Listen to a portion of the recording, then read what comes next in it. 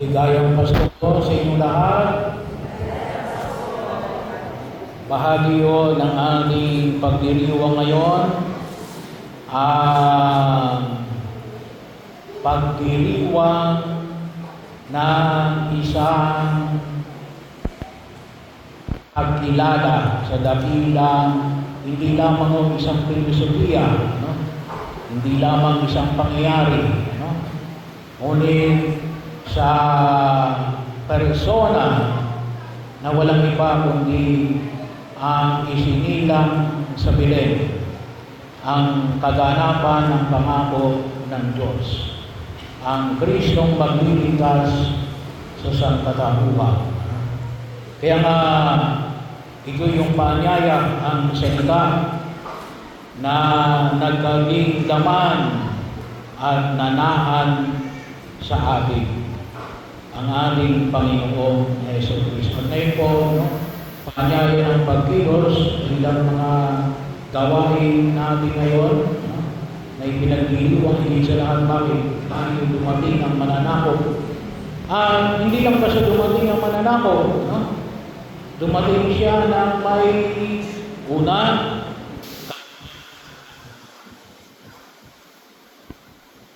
God comes in humility.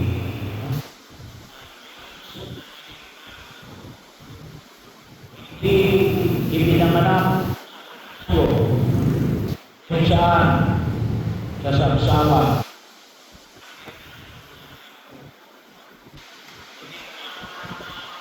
Yan ang ng mayayaman kasama ng mga luha.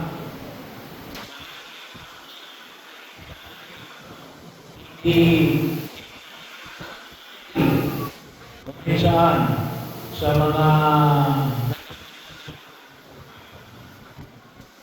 kaya na pinahayag ng saan makita natin yung kanyang ng kalooban. Kaya nga,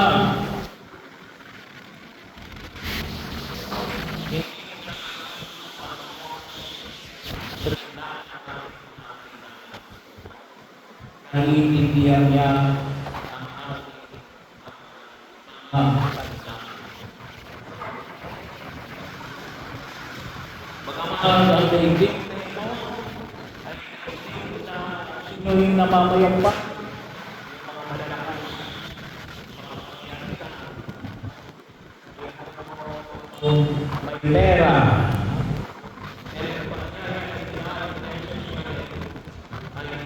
hindi niyang ipakita ng kanyang kababaan ng katulad. Pangalawa, makita natin na dumarating sa gitna ng kaliliman. Kaya ngayon ang kung makita natin sa panahon na ito, tayo lalo na may panahon na ito, tayo ay nasa gitna blood control projects. At dahil nagpapasalamat, at dahil kami na hindi nasasalanta, ang tanong kasi,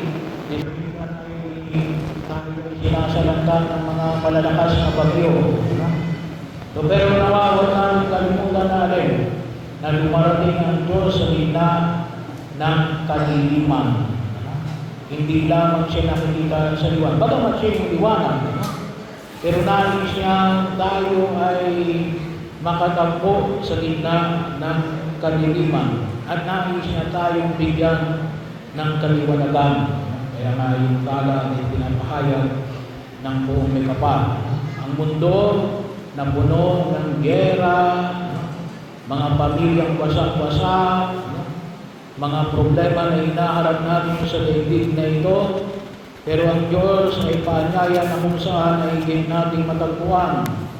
Kasakakibat ng mga tao at kung tawagin nga po natin ay mga loneliness, yung ating kalungkutan. Yung walang kasiguraduhan sa darating na bukas. Kasi yun ang palaging pangamba natin. Ano yung mangyayari sa darating na 2023. So hindi ho inaalintana ng Diyos ang kadiliman. Bagkus nais siyang tayo liwanagan sa gitna ng kadiliman.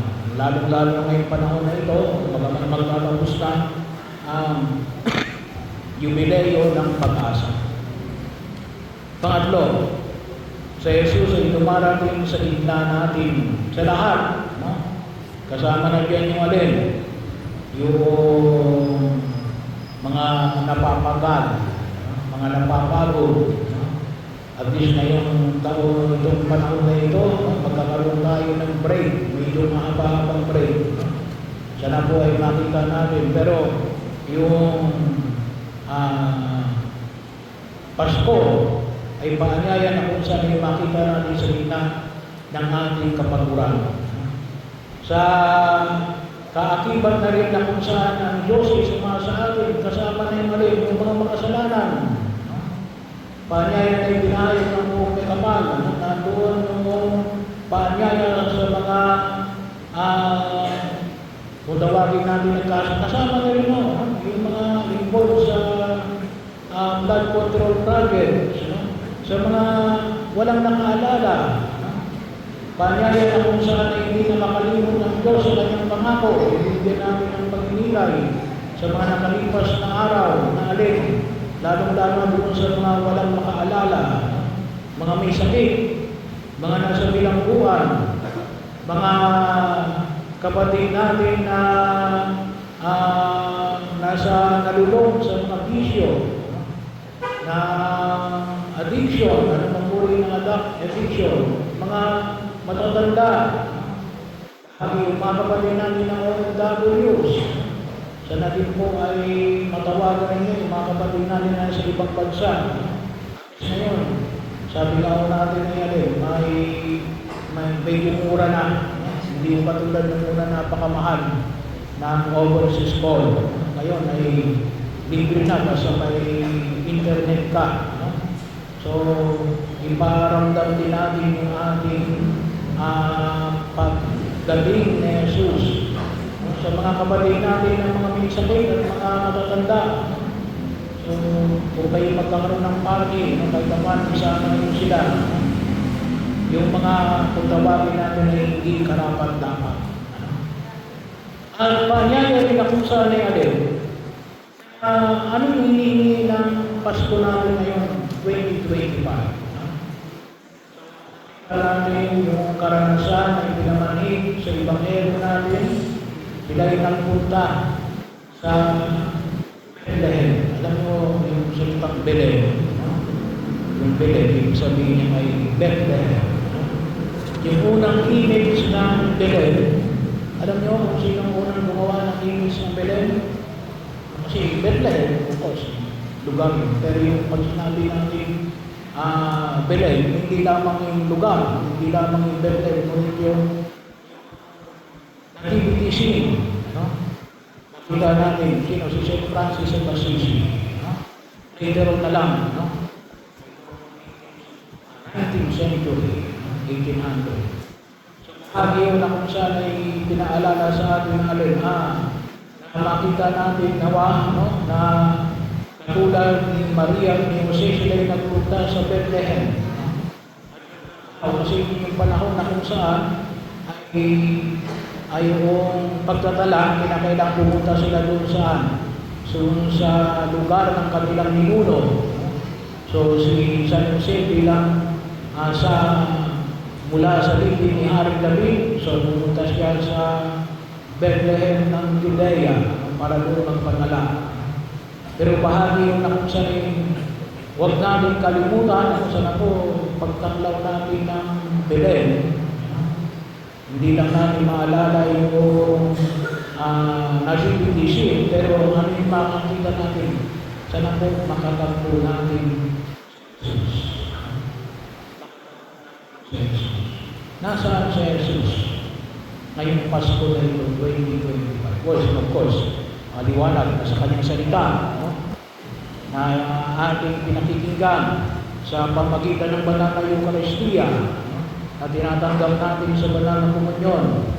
Pero saan natin nakita personally?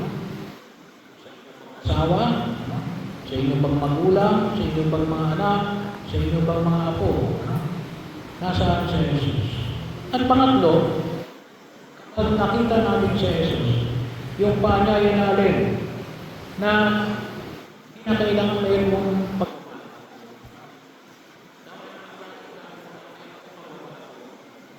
mayroon tayong kinakailangan na ayusin sa pagkilos natin sa daigdig na ito. There should be a conversion of heart. Pagpapanibago. Bakit? Nakita natin si Jesus. At ano hindi na makita natin pagbabago? Well, siguro po ay lalo nawa tayo mapagpalaban. Bahagi yun na huwag natin kalimutan. Nahirapan tayo magpatawad, hilingin natin sa may kapal, na tayo ay sa oras na kayo nagpapatawad, mayroon kayong pinalalaya. At later on, nakikita ninyo na ang alin, yung inyong higit na pinalalaya ay walang iba, kundi ang inyong sarili. Sabaga, itong Pasko na ito, sana po magkaroon tayo ng paglaya mula sa mga taong kinamumuhian natin at yung mga taong nakasakit ng ating damdamin. Kung nahirapan tayo, humingi tayo ng tulong at awa sa Diyos. Panginoon, Jesus, na nakatagpo natin ngayon sa panahon na ito, tulungan mo akong magpatawad. Ano ba? Pasensya. Kinakailangan namin ng mas malawak na pagpapasensya. Alam niyo kung isa kaya tayo ay maraming sakit ngayon, kasi bakit hindi tayo nagpapasensya? Bahagi yun na kung saan kumisa na kaya tayo nahihirapan sa daigdig na ginagalawan natin, ay ayaw natin tumigil pa ng panahon. Habaan natin ang ating pagpapasensya. Huwag natin madaliin. Makita natin, ang Diyos na nakapaghintay ng libo-libong taon para tayo ay iligtas mula sa ating kasalanan at kapahamakan. So, nawa mas maging mahaba ang ating pagpapasensya sa bawat isa. At makita natin, maging magaan yung ating kalooban. Ano pa nawa yung makita natin pagbabago? Paanyaya ay pinabahay ng buong may kapal, maging generous. Main nyo, kapag sinabi natin mapagbigay, huwag nyo ibibigay ang hindi inyo. Kasi kung inyong maalala, itong mga kapatid natin na nasa na kumisa na involved sa corruption, yan sinasabi natin, ibinigay mo naman sa tao, ay hindi mo ibinigay sa tao. Bakit? Hindi yun eh. No? Yun ay para dapat sa flood control project. Hindi tayo Robin Hood na alin na nakawin natin at ibibigay natin sa iba. No? Yung tunay na generous ay atin. Anong mayroon tayo? No? Yun ang ibahagi natin. Kung ano lang mayroon tayo, yun ang ibahagi natin. Hindi naman i-require sa atin yung alin, ibahagi natin yung hindi atin. Hindi yun pagbibigay. No? Pagnanakaw yun. No? Kaya huwag natin kalimutan yun.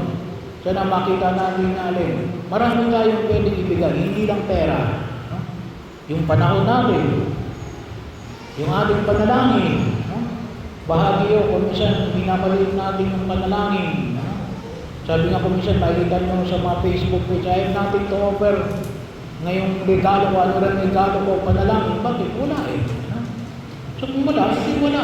Kung mayroon tayo, magbahagi tayo. Kung ano lang mayroon tayo, yun lang ibahagi natin. Yun ay sapat na. At pang-apat, paanyaya na kung saan ay pinapamanik sa atin ng buong may kapal, na nawa, ay tayo rin ay maging mapagmahal. Lalong maging mapagmahal. Kasi ano ba yung pinagdiriwang natin ngayon?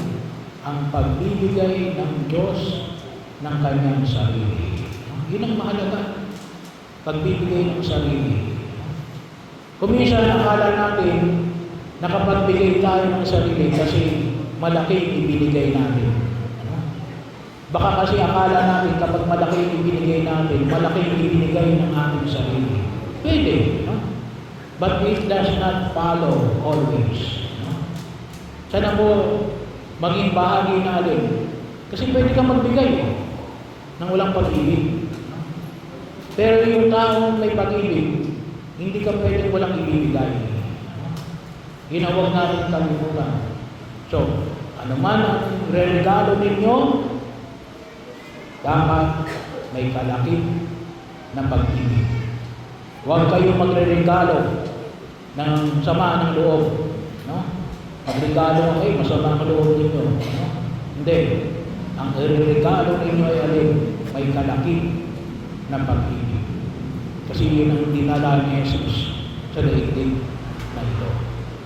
At yung hamon na pinaalala sa atin ngayong pong taon na ito, 2025, Pasko ng 2025, panyaya na kung saan din na ang Diyos ay sumasa atin sa panahon na tayo ay marangya at nag-uulsa.